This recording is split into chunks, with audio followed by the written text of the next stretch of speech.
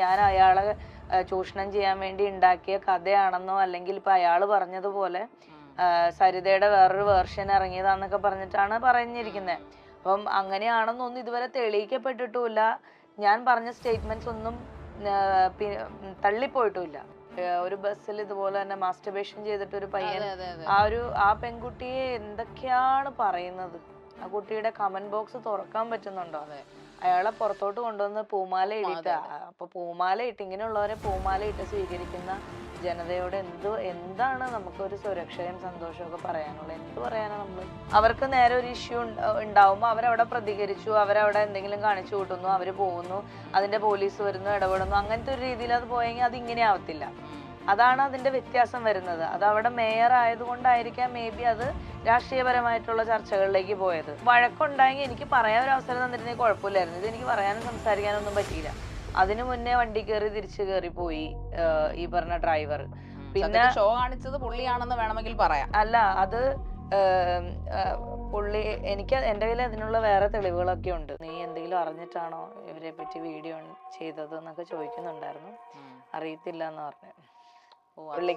പുള്ളിക്ക് അറിയില്ല താങ്കളെ കുറിച്ച്.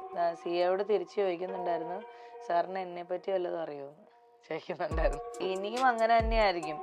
ഇവരെ നിർത്താനൊന്നും പോകുന്നില്ല. ഇവരിത് കണ്ടിന്യൂസ്ലി ഇത് തന്നെ പ്രയോഗിച്ചുകൊണ്ടിരിക്കും. ഹാർവിയോറ, the exclusive collection of adenium plants. ഇനി നിങ്ങളുടെ വീടിന്റെ അകത്തളങ്ങളിൽ ഹാർവിയോറ അഡീനിയം പ്ലാന്റ്സ് പുഷ്പിച്ചു നിൽക്കും. വെബ്സൈറ്റ് വഴി ഓർഡർ ചെയ്ത് കഴിഞ്ഞാൽ ഇന്ത്യ എവിടെയും ഫ്രഷ് ആയി ഞങ്ങൾ അഡീനിയം പ്ലാന്റ് നിങ്ങളുടെ വീട്ടിൽ എത്തിച്ചു തരും. കൂടുതൽ വിവരങ്ങൾക്കായി ഹാർവിയോറ വെബ്സൈറ്റ് സന്ദർശിക്കുക.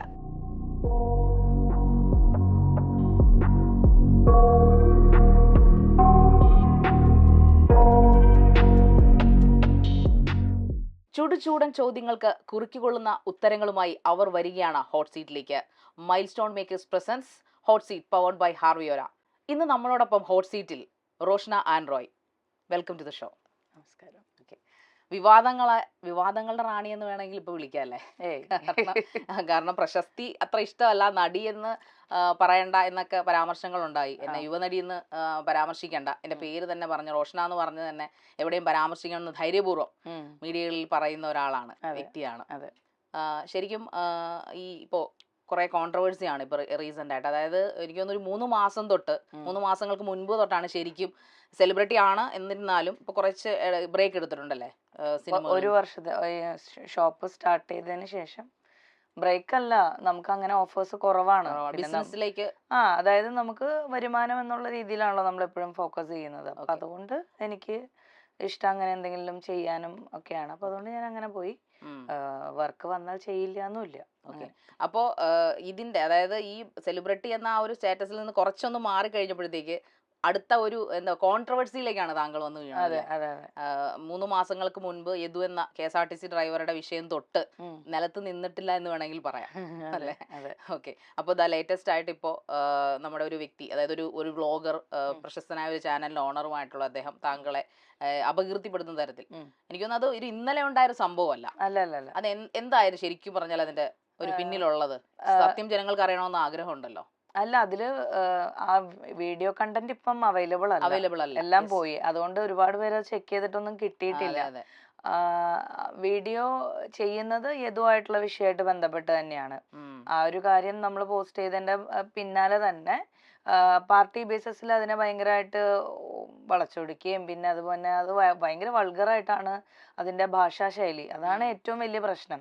നമ്മൾക്ക് വ്ളോഗ് ചെയ്യാം, കണ്ടന്റ് എടുക്കാം, എന്ത് വേണം ചെയ്യാം. ഇഷ്ടം പോലെ ആളുകൾ അങ്ങനെ ജീവിക്കുന്ന ആൾക്കാരുണ്ട്. പക്ഷെ അവർ ഉപയോഗിക്കുന്ന ഭാഷ, അതാണ് അവിടെ പ്രശ്നമാവുന്നത്. അത് സ്ത്രീ എന്നുള്ളതല്ല, അതിപ്പോ പുരുഷന്മാർക്ക് എതിരെയാണെങ്കിലും സംസാരിക്കുന്ന ഭാഷ ശരിയല്ലെങ്കിൽ അത് മോശം തന്നെയായിട്ടുള്ള ഒരു കാര്യല്ലേ? അപ്പൊ ഒത്തിരി അങ്ങനത്തെ കണ്ടന്റുകൾ ഇറങ്ങുന്നുണ്ട്. ഇപ്പം സ്ത്രീ എന്നുള്ളത്, ഇപ്പം ഞാൻ ഒരു സ്ത്രീ സംസാരിക്കുന്നതുകൊണ്ട് ചിലപ്പോ എല്ലാവരും പറയും സ്ത്രീ ആയതുകൊണ്ട് എന്തും പറയാം, അവർക്ക് കുറെ പരിഗണന കിട്ടുന്നു, അതുകൊണ്ട് അവര് പറയുമ്പോ എല്ലാവരും അവരെ സെലിബ്രിറ്റി ആക്കുന്നു എന്ന് പറയും. പക്ഷെ പുരുഷന്മാരെ അധിക്ഷേപിക്കുന്നുണ്ടല്ലോ. അതും ഭയങ്കര വൾഗറായിട്ട് തന്നെ സംസാരിക്കുന്നത്. ഒരു വൾഗാരിറ്റീനെയാണ് ചോദ്യം ചെയ്യപ്പെടേണ്ടത്. എപ്പോഴും സോഷ്യൽ മീഡിയ എന്നുള്ളത് നമ്മളൊരു നല്ല ഉദ്ദേശത്തിന് എന്ത് കണ്ടന്റ് അല്ലെങ്കിൽ എന്ത് മെസ്സേജ് കൊടുക്കാനാണ് നമ്മൾ സോഷ്യൽ മീഡിയയിൽ കിടന്ന് ഇങ്ങനെ നിറഞ്ഞാടുന്നതെന്നാണ് മനസ്സിലാവാത്തത്. സോ അതിന്റെ ഒരു നമുക്കൊന്നും ചെയ്യാൻ പറ്റില്ല. ഈ ഒരു പരാതി കൊണ്ടോ അല്ലെങ്കിൽ ഈ ഒരു അറസ്റ്റ് കൊണ്ടോ ഈ ഒരു നടപടി കൊണ്ടോ അത് ഒന്നും ആകുന്നില്ല. കാരണം ഇതിപ്പോ നമ്മളിപ്പോ ഇവിടെ ആയതുകൊണ്ട് അത് പ്രശ്നമില്ല എന്നുള്ളതാണ്. നമ്മളിപ്പം വിദേശ രാജ്യങ്ങൾ പോലുള്ള സ്ഥലങ്ങളിലാണ് ഇങ്ങനെയുള്ള അധിക്ഷേപം ഉണ്ടായതെങ്കിൽ അവിടെയുള്ള നടപടി വേറെയാണ്. അപ്പൊ അതാണ് അതിന്റെ ഒരു വ്യത്യാസം എന്ന് പറയുന്നത്. ഇത് ഈസി വേ ആണ്. അവര് പറയുന്നു, അവര് ചെല്ലുന്നു, എന്തെങ്കിലും ഒരു കേസ് ഫയൽ ചെയ്യുന്നു, ചിലപ്പം ജാമ്യം സ്റ്റേഷനിൽ നിന്ന് തന്നെ ലഭിക്കുന്നു, അല്ലെങ്കിൽ അത് ചെറിയ പെറ്റീഷനായി മാത്രം മാറുന്നു, അല്ലെങ്കിൽ ഇങ്ങനെ എവിടെയെങ്കിലും ഒക്കെ എന്തെങ്കിലും പറഞ്ഞിട്ട് അവർക്ക് ജാമ്യം കിട്ടിക്കൊണ്ടിരിക്കുന്നു. ഈസി വേ ആണ്. ഇപ്പൊ തന്നെ 3 മാസങ്ങൾക്ക് മുമ്പ് നടന്ന ഈ യദുവിന്റെ കേസ്, അതായത് മേയറുടെ വിഷയത്തിൽ സംഭവിച്ച, മേയർ ഒരുപാട് എയറിൽ കയറി.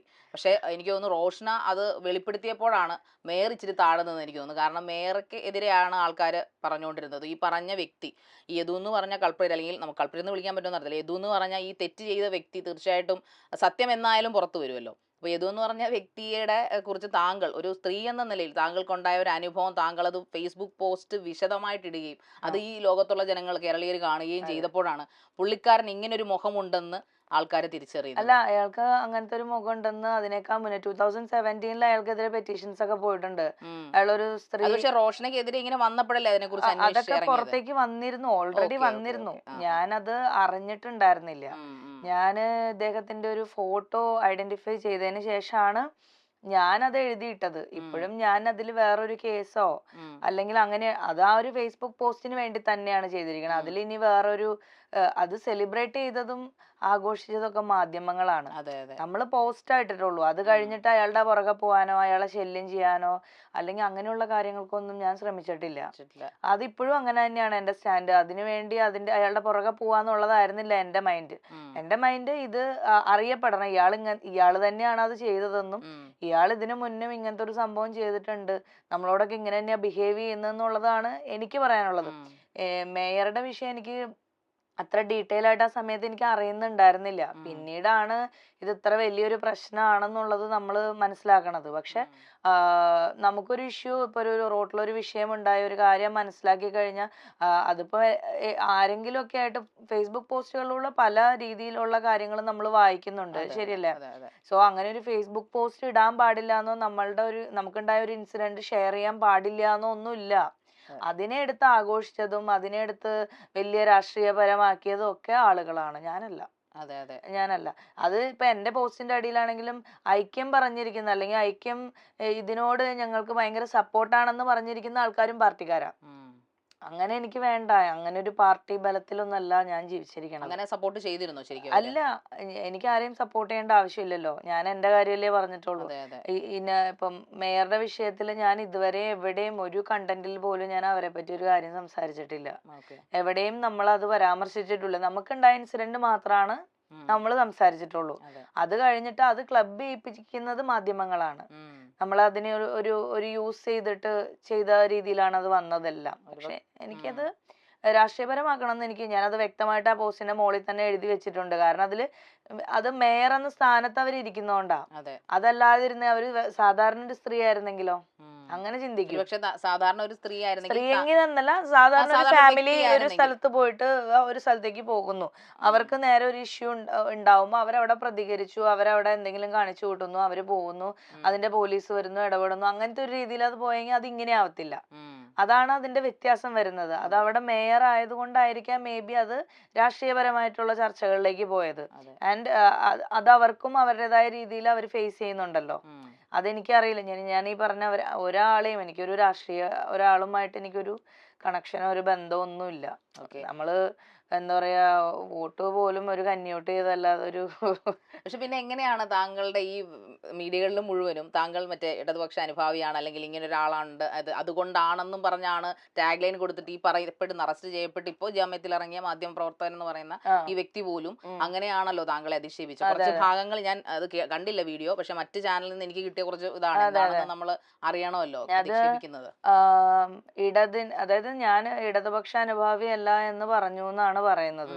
അപ്പൊ അവരെന്റെ പേജ് എല്ലാം തപ്പി 2019-ലോ 20-ലോ എങ്ങാണ്ട് ഞാൻ ഷെയർ ചെയ്ത ഒരു പോസ്റ്റും കൊണ്ട് വന്നിട്ടുണ്ട്. ആകെ അത് മാത്രമേ ഒരു അരിവാൾ ചുറ്റിക അവർക്ക് കിട്ടിയുള്ളൂ, വേറെ ഒന്നും കിട്ടിയില്ല. അപ്പൊ അതിലെന്താണെന്ന് വെച്ച് കഴിഞ്ഞാൽ അത് എനിക്ക് തോന്നുന്നു വാക്സിൻ നമുക്ക് നമ്മുടെ കേരളത്തിലേക്ക് കിട്ടാൻ ഒരുപാട് ലേറ്റ് ആയിട്ടുണ്ട്. ആ സമയത്ത് എന്തോ നമുക്ക് വാക്സിൻ കിട്ടി.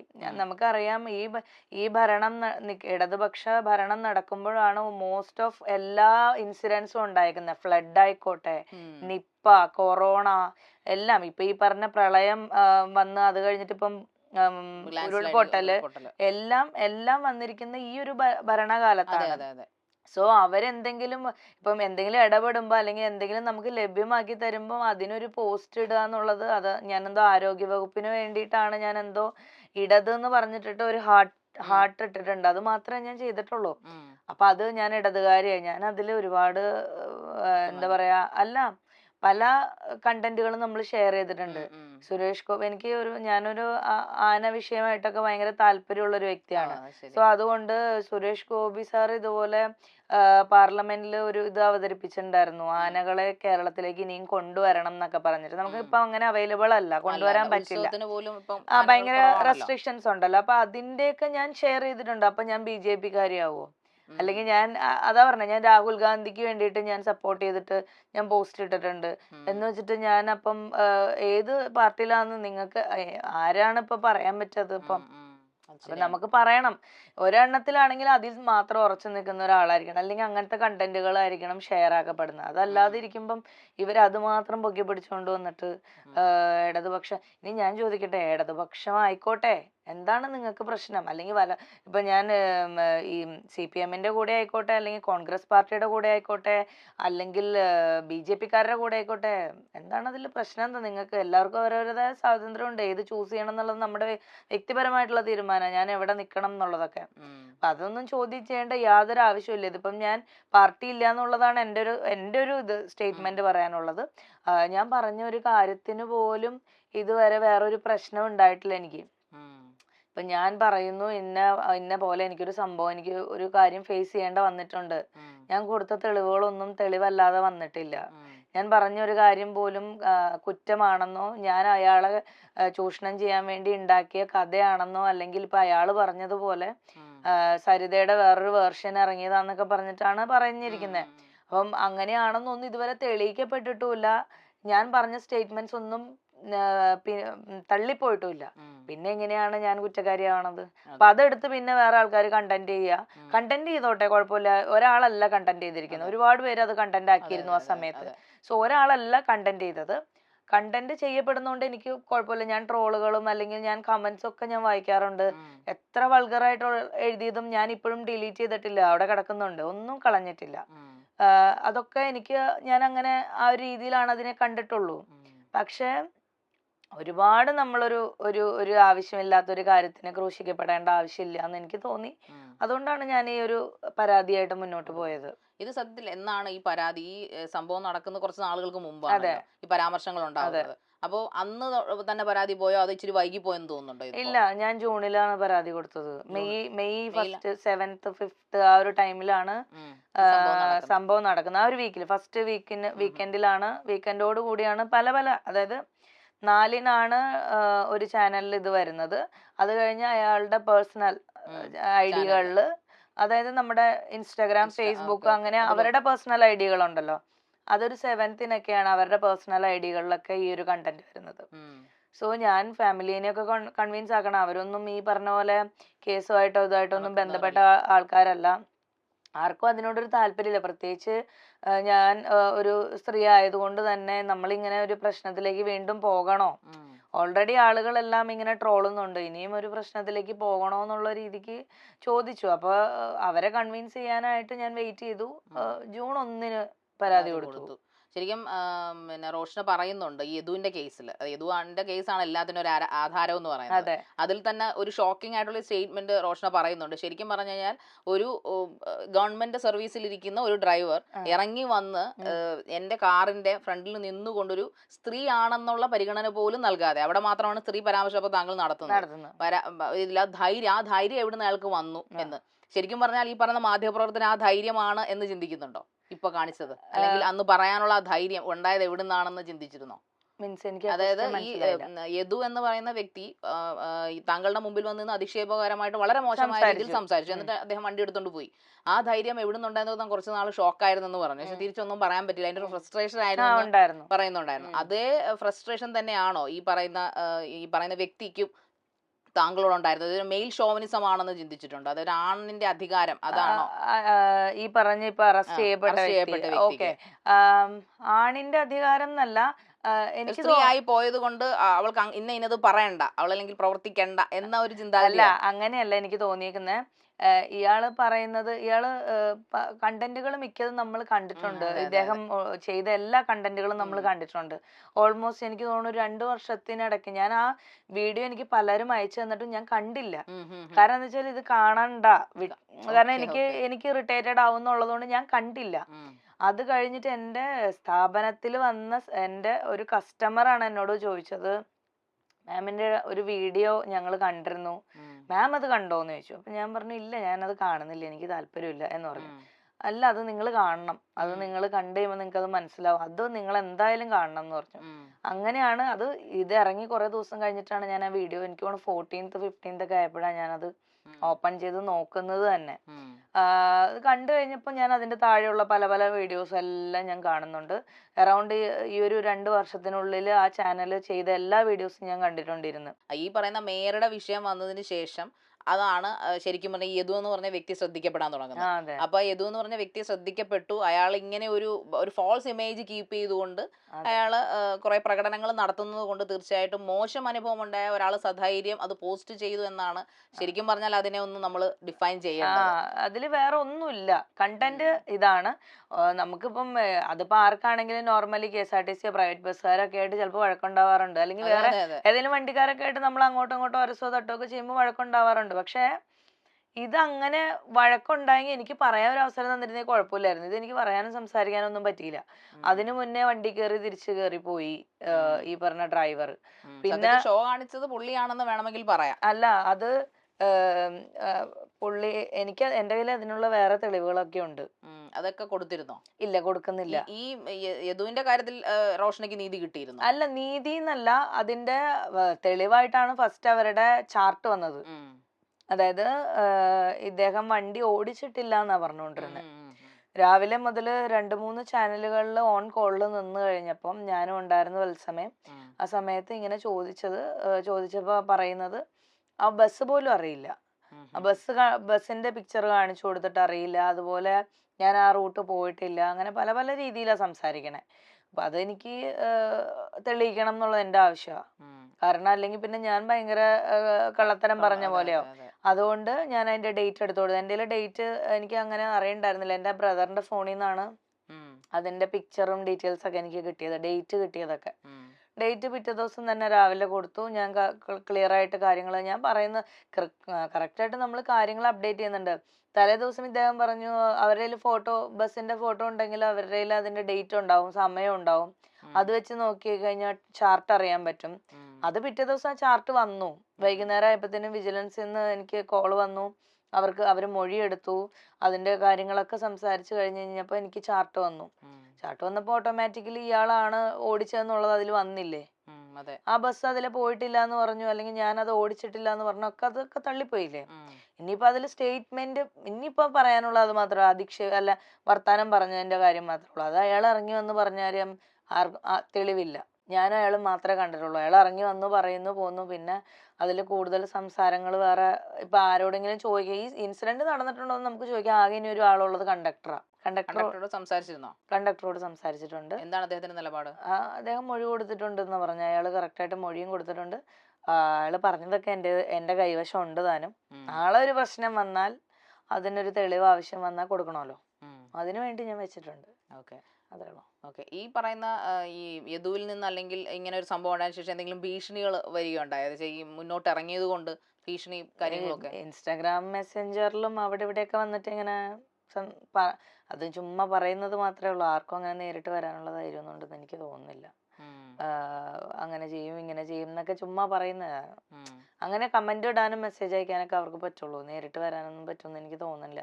ഫേക്ക് IDസും അങ്ങനെയുള്ള ഈ പറയുന്ന ഈ ചാനൽ ഓണർ ഉണ്ടല്ലോ, വ്യക്തി, പ്രമുഖ വ്യക്തി, അദ്ദേഹവുമായിട്ട് ഇതിനു മുമ്പ് എപ്പോഴെങ്കിലും മീറ്റ് ചെയ്യുകയോ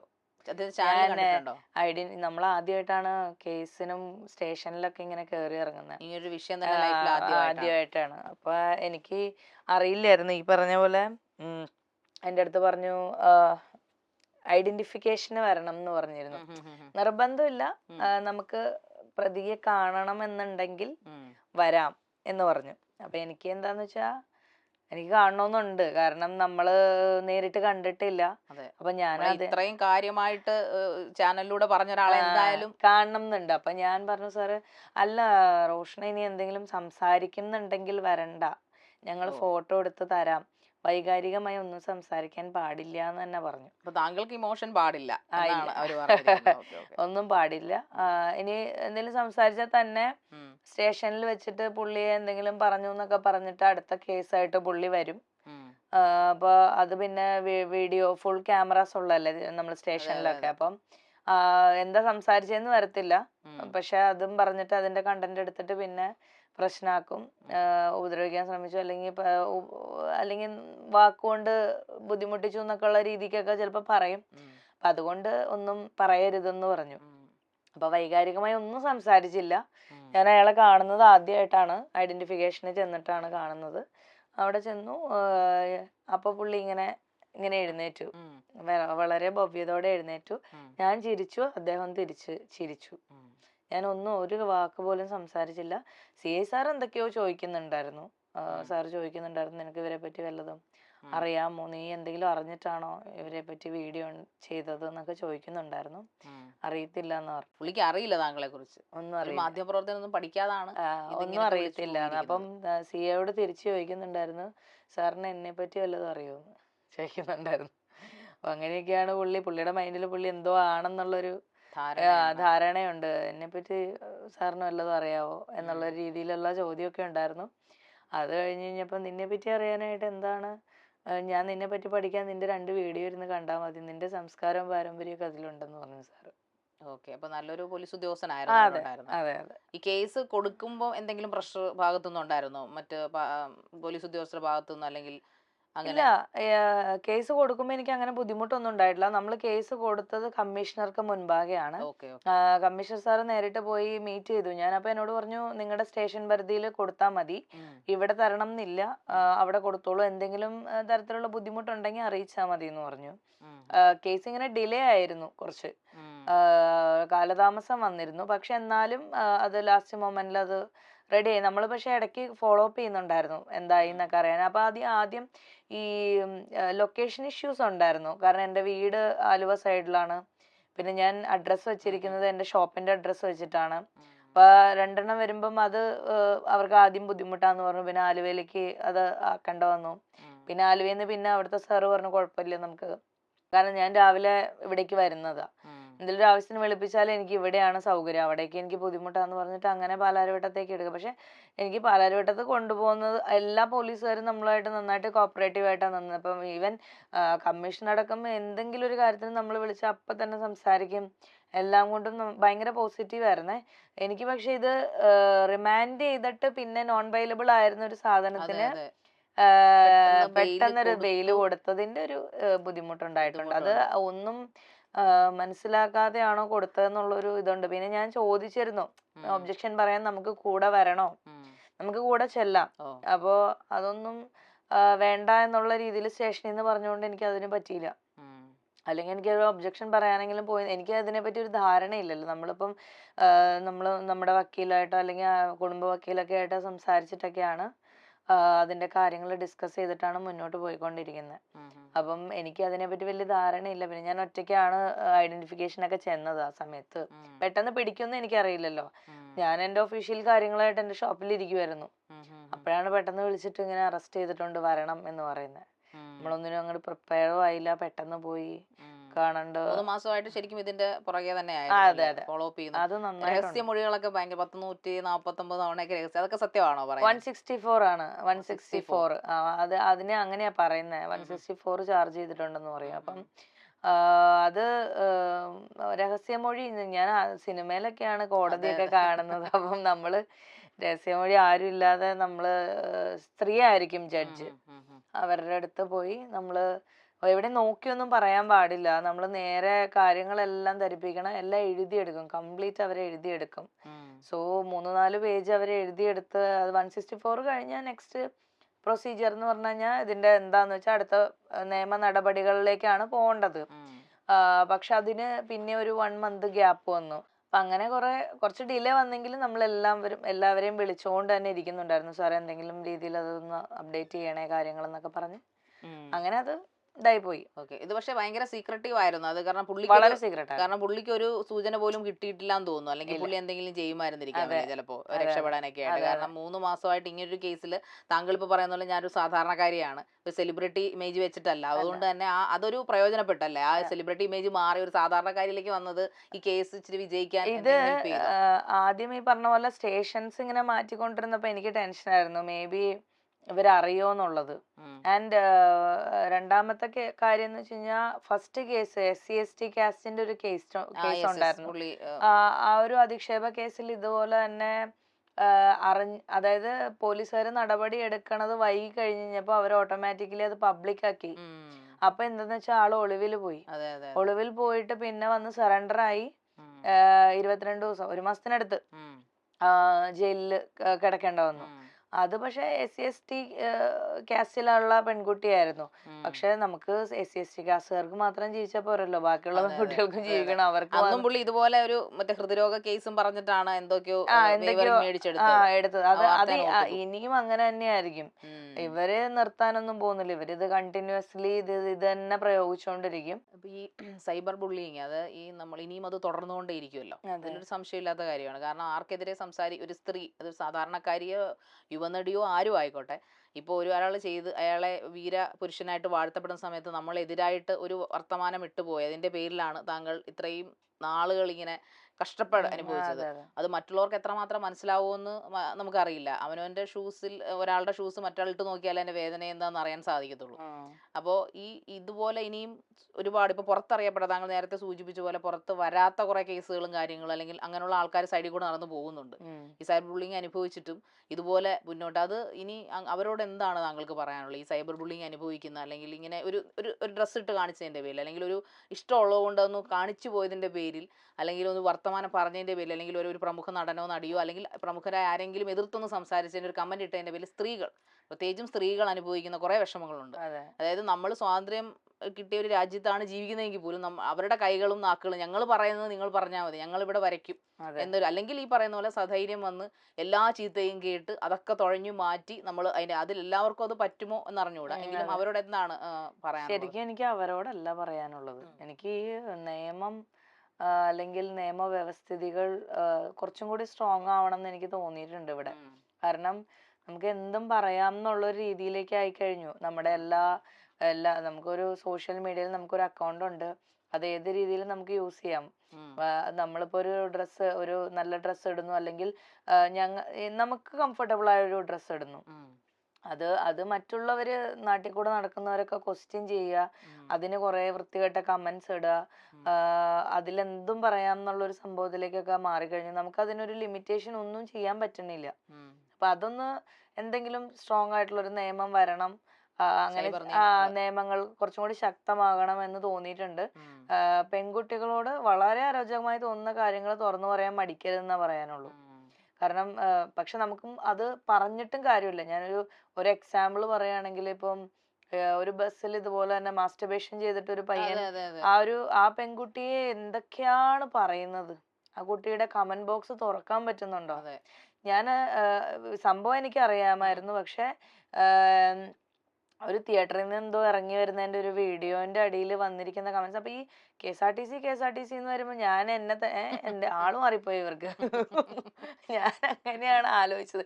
പിന്നെയാണ് എനിക്ക് കത്തിയത്, ഇത് മറ്റേ ആ ഒരു കുട്ടിയാണല്ലോ എന്നുള്ളത്. ഞാൻ ചോദിക്കുന്നത്, ഒരാളൊരു കാര്യം കണ്ട് അവർക്കത് ഭയങ്കര ഡിസ്റെസ്പെക്ട്ഫുൾ ആയിട്ടും ഇറിറ്റേറ്റിംഗും ആയിട്ട് ഫീൽ ചെയ്ത് അവർ ഡയറക്ട്ലി പോലീസിനോട് അത് കംപ്ലൈന്റ് ചെയ്തതിന് ആളുകള് അവരെ എന്തൊക്കെയാ ഇപ്പൊ ആക്കി തീർത്തിരിക്കുന്നത്. അതുമല്ല അയാളെ പുറത്തോട്ട് കൊണ്ടുവന്ന് പൂമാല ഇടിട്ട. അപ്പൊ പൂമാല ഇട്ട് ഇങ്ങനെയുള്ളവരെ പൂമാല ഇട്ട് സ്വീകരിക്കുന്ന ജനതയോട് എന്താണ് നമുക്ക് ഒരു സുരക്ഷയും സന്തോഷവും ഒക്കെ പറയാനുള്ളത്? എന്ത് പറയാനാ നമ്മള്? അവരുടെ വീട്ടിലുള്ള അമ്മ പെങ്ങന്മാരെ പറ്റി ഒന്നും അവര് ചിന്തിക്കുന്നുണ്ടാവില്ല. അവര് മറ്റുള്ളവരുടെ മേത്ത് കുതിര കയറുമ്പോ അതിനെ പറ്റി ഒന്നും അവര് ചിന്തിക്കുന്നുണ്ടാവില്ല എന്നുള്ളതാണ് എനിക്ക് തോന്നുന്നത്. അല്ലാതെ ഇത്ര മോശമായിട്ടൊക്കെ ഓരോരുത്തരെ പറ്റി ഇങ്ങനെ അതൊന്നും അറിയത്തില്ല. അതാണ് ഇപ്പൊ നമ്മള് കണ്ട് അല്ലെങ്കിൽ സ്ഥിരം മനസ്സിലാക്കിയ ഇന്നൊരാളാണെന്ന് മനസ്സിലാക്കി, അല്ലെങ്കിൽ നമ്മുടെ ഫാമിലി മെമ്പർ ഒക്കെ ആണെങ്കിൽ പിന്നെയും നമ്മൾ സ്വാതന്ത്ര്യപൂർവ്വം എന്തെങ്കിലും പറയാന്ന് വെക്കാം. ഇത് ഒരു ബന്ധമില്ലാത്ത ആൾക്കാര് അപ്പൊ പറയും നമ്മളോട്, നിങ്ങൾ എന്തിനാ പിന്നെ പബ്ലിക് ആക്കിയത് അക്കൗണ്ട്, നിങ്ങൾക്ക് പ്രൈവറ്റ് ആക്കിയിട്ട് അതിനാണോ നമ്മൾ സോഷ്യൽ മീഡിയ യൂസ് ചെയ്യണത്?